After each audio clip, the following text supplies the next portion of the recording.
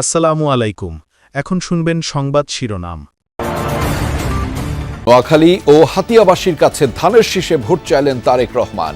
সারা দেশে বিএনপি প্রার্থীদের জোর প্রচারণা।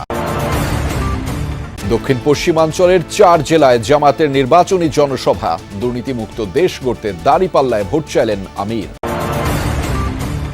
18 আসনে এনসিপির প্রার্থী আদিবের ওপর হামলা। দোষীদের গ্রেফতার দাবি সহ ইসিতে অভিযোগ জানালো দলটি। সেনা সদরে সশস্ত্র বাহিনীর ঊর্ধ্বতন কর্মকর্তাদের সাথে প্রধান উপদেষ্টার মতবিনিময়। পরিবেশ নিয়ে সন্তুষ্ট ইসি, জানালেন সচিব। খানখারপুলে 6 জনকে হত্যা মামলায় সাবেক ডিএমপি কমিশনার হাবিবুর সহ 3 জনের মৃত্যুদণ্ড। সম্পদ জব্দের নির্দেশ, বাকিদের বিভিন্ন মেয়াদে জেল। বিশ্বকাপ খেলতে যাওয়া না যাওয়া নিয়ে পাকিস্তানের প্রধানমন্ত্রী শেহবাজ শরীফের সাথে পিসিবির বৈঠক। চূড়ান্ত সিদ্ধান্ত আগামী সপ্তাহে। এতক্ষণ শুনছিলেন সংবাদ শিরোনাম, এবার বিস্তারিত। নতুন করে একটি গোষ্ঠী নির্বাচন বাধাগ্রস্ত করতে ষড়যন্ত্র করছে বলে অভিযোগ করেছেন বিএনপি চেয়ারম্যান তারেক রহমান। তিনি বলেছেন, ভোট দিয়েই ভোটারের দায়িত্ব শেষ নয়, বরং গুণে হিসাব বুঝে নিয়ে ঘরে ফেরার আহ্বান জানিয়েছেন তিনি। নোয়াখালীর দ্বীপ উপজেলা হাতিয়ায় নির্বাচনী সমাবেশে ভার্চুয়ালি যোগ দিয়ে তারেক রহমান কথা বলেছেন। ক্ষমতায় গেলে নদী ভাঙন রোধে টেকসই বেড়িবাঁধ নির্মাণ সহ স্থানীয় সমস্যা সমাধানের আশ্বাস দেন বিএনপি চেয়ারম্যান। আমাদের জেলা বিএনপির আহ্বায়ক দেশের দক্ষিণে বঙ্গোপসাগর আর মেঘনার উপকূলে নোয়াখালী 6 সংসদীয় আসন হাতিয়া, যেখানে বিগত দিনে বেশ কয়েকবারই গিয়েছিলেন সাবেক প্রধানমন্ত্রী বেগম খালেদা জিয়া। তার হাত ধরেই হাতিয়া পৌরসভারও যাত্রা। বিএনপির প্রতিষ্ঠাতা জিয়াউর রহমানের মন্ত্রিসভায়ও ঠাঁই হয়েছিল এই দূরদ্বীপের এক সদস্যের। নদী ভাঙার কারণে জনগণ সর্বশান্ত হয়ে গিয়েছে।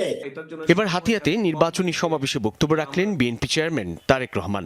ধানের শীষের পক্ষে হাতিয়া দ্বীপ সরকারি কলেজ মাঠের এই সমাবেশে যোগ দিতে সকাল থেকেই দূর দূরান্ত থেকে ছুটে আসে প্রান্তিক নারী, পুরুষ, কৃষিজীবী, মৎস্যজীবী থেকে বিভিন্ন পেশাজীবীরা। ছিলেন হাতিয়ার মূল ভূখণ্ড থেকে চরের অধিবাসীরাও। নির্বাচনের পরে ইনশাল্লাহ আমি এই নিঝুম দ্বীপে, এই হাতিয়া উপজেলায় আসবো।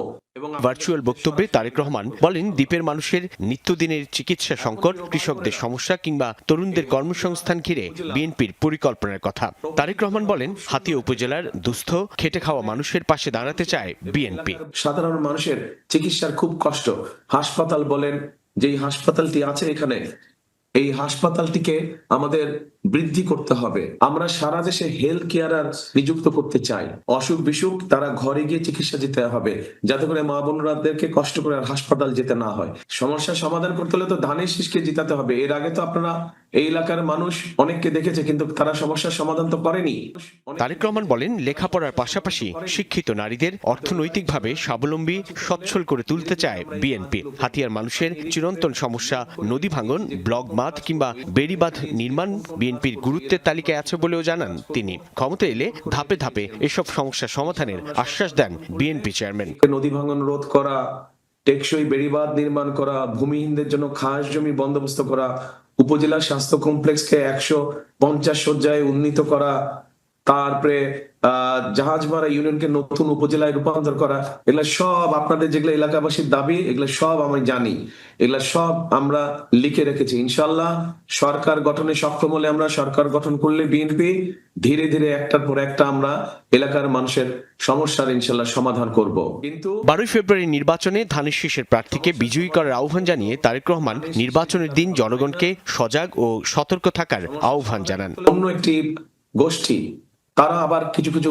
ষড়যন্ত্র করছে যেন নির্বাচন বাধাগ্রস্ত হয়। এই ব্যাপারে আপনাদের সকলকে সচেতন থাকতে হবে। ভোট দিয়ে চলে আসলে চলবে না, ভোট দিয়ে ওখানে থাকতে হবে, যাতে করে আপনার যে ভোটটা আপনি দিলেন, এই ভোটের হিসাব কড়াই গন্ডায় বুঝে আনতে হবে। তারেক রহমান বলেন, জনগণের ভোটে বিএনপি ক্ষমতায় গেলে হাতিয়াকে আর বিচ্ছিন্ন হিসেবে নয়, বরং মূল ভূমির সঙ্গে যোগাযোগ সুবিধা নিশ্চিত আর সুষম উন্নয়নের অন্যতম ক্ষেত্র হিসেবে প্রতিষ্ঠা করবে তার সরকার। জাতীয় নির্বাচনে সারা দেশে চলছে প্রার্থীদের প্রচারণা। সকাল থেকেই ব্যস্ত সময় কাটাচ্ছেন প্রার্থী ও কর্মী সমর্থকরা। পাড়া মহল্লা অলিগলি চষে বেড়াচ্ছেন তারা। শুনছেন ভোটারদের সমস্যার কথা, দিচ্ছেন নানা প্রতিশ্রুতি। প্রচারণার পঞ্চম দিনে আরও সরব নির্বাচনী এলাকাগুলো। প্রতিশ্রুতি নয়, জনগণের প্রত্যাশা পূরণের অঙ্গীকার করছেন প্রার্থীরা। ঠাকুরগাঁও 1 আসনের বেগুনবাড়ি, পাইকপাড়া ও পূর্ব বেগুনবাড়ি এলাকায় নির্বাচনী পথসভায় যোগ দেন বিএনপি মহাসচিব। বলেন, এবার প্রতিযোগিতা নৌকা আর ধানের শীষের মধ্যে না, তাই এবারের নির্বাচন একটু ভিন্ন। বিএনপি জিতলে সাম্প্রদায়িক সম্প্রীতি রক্ষা ও দুর্নীতিমুক্ত দেশ গড়ার অঙ্গীকার করলেন মির্জা ফখরুল ইসলাম আলমগীর। চাকরির জন্য আমরা ঘুষ নিব না, নিতে দেবো না কাউকে। আমার মা বোনদেরকে অনুরোধ করবো, আপনারা নির্ভয়ে ভোট দিতে যাবেন, যাকে খুশি তাকে ভোট দেবেন। দেশের মালিকানা জনগণের কাছে ফেরত দিতে হবে, এমন প্রত্যয় নিয়ে কক্সবাজার 1 আসনে প্রচারণা চালাচ্ছেন বিএনপির স্থায়ী কমিটির সদস্য সালাউদ্দিন আহমদ। বাংলাদেশের ইতিহাসের সবচেয়ে গুরুত্বপূর্ণ নির্বাচন, সেই নির্বাচনে আমরা দেশের শক্তির পক্ষে থাকি।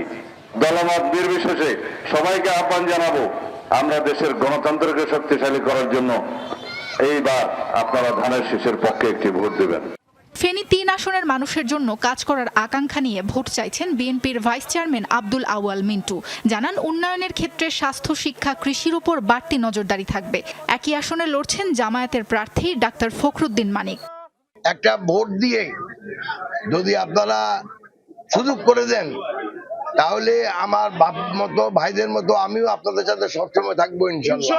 মানুষের কাছে দারুণ সাড়া পাচ্ছি, সবাই আমাদেরকে আশ্বাস দিচ্ছেন, সহযোগিতার ব্যাপারে প্রতিশ্রুতি দিচ্ছেন। চট্টগ্রাম 8 আসনে এনসিপির নির্বাচনী গণসংযোগে অংশ নেন দলটির মুখপাত্র আসিফ মাহমুদ সজীব ভুইয়া।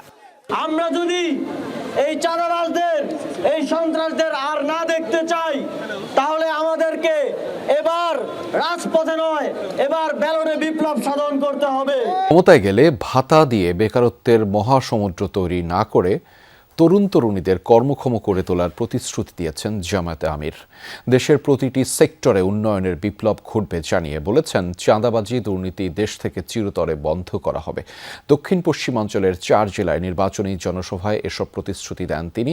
একই সাথে গণভোটে হ্যাঁকে জয়যুক্ত করার আহ্বানও জানিয়েছেন তিনি।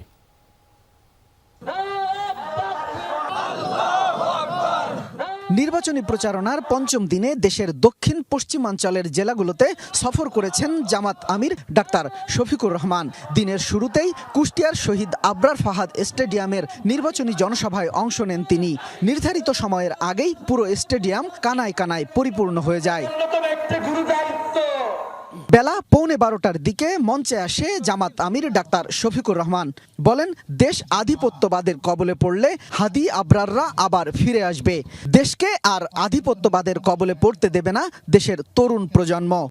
এক ফাহাদকে বিদায় করেছ, এক আবরারকে বিদায় করেছ, এক আবু সাইদকে বিদায় করেছ, কিন্তু মনে রাখবা, এক একটা বিপ্লবী হাজার নয়, লক্ষ নয়, কোটি বিপ্লবীর দুনিয়ায় জন্ম দিয়ে তারা বিদায় নিয়েছে।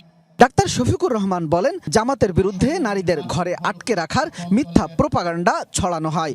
তবে নারীদের কর্মক্ষেত্র ও চলাচলে সর্বোচ্চ নিরাপত্তা নিশ্চিত করা হবে। জায়গায় জায়গায় দখলদারি, জায়গায় জায়গায় আমাদের ভাইয়েরা নেমে পড়লেন চাঁদাবাজি করতে। আপনারা এখান থেকে সরে আসুন। আল্লাহ আমাদেরকে যে রিজিক দিয়েছেন, ওইটাই আপনাদের সাথে আমরা ভাগাভাগি করে খাইতে রাজি আছি। তবুও মানুষকে কষ্ট দিবেন না, চাঁদাবাজি করুন।